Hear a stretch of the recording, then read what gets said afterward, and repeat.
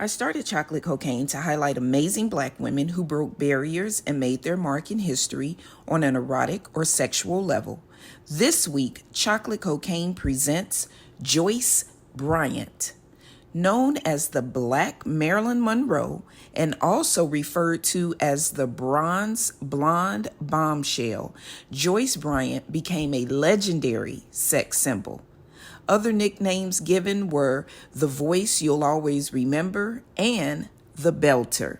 However, she was born Joyce Bryant on October 14, 1927 in Oakland, California. She was the third of 8 children and was raised as a Seventh-day Adventist in a strict household and dreamed of becoming a sociology teacher. Instead, she eloped at 14, but the marriage ended that same evening. Years later, while visiting cousins in LA, she participated in a sing-along at a club where the owner heard her voice and paid her $25 to perform solo. During the late 1940s, Joyce began performing more, earning $400 a week and touring the Catskills Mountain Hotel circuits. When she found herself in the same show as the great Josephine Baker, she dyed her hair silver, which became her signature style, along with her low-cut mermaid dresses. Etta James thought Joyce was gutsy and once admitted to copying her style.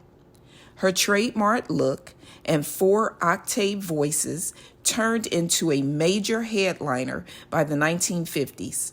2 of Joyce's songs, Drunk with Love and Love for Sale, were banned from radio play due to the provocative lyrics. Joyce was outspoken about racial inequality and was often the target of racial discrimination.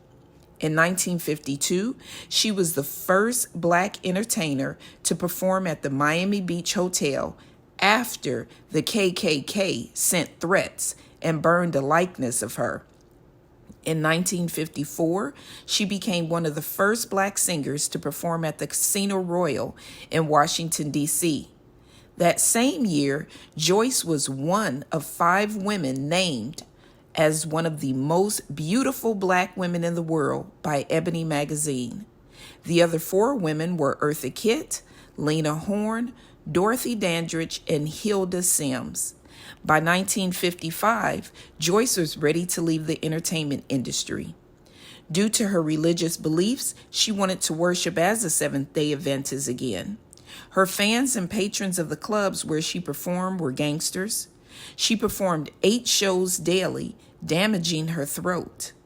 A doctor suggested spraying cocaine on the back of her throat, and even though he said she could become addicted, her manager was all for it.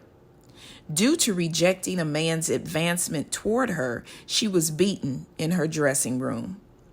Joyce gave up her $200,000 a year career, went to Huntsville, Alabama, and enrolled at Oakwood College. After years of traveling and seeing how black people were treated, Joyce became more involved with civil rights advocacy. She met and supported Dr. Martin Luther King Jr. in his fight. Joyce eventually returned to performing in the 1960s, won a New York City opera contract, and toured internationally.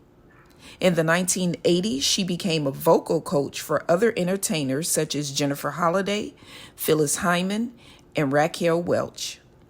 Joyce passed on November 20th, 2022 at 95 with Alzheimer's. The Lost Diva, a documentary, is in the works. Chocolate Cocaine presents Joyce Bryant.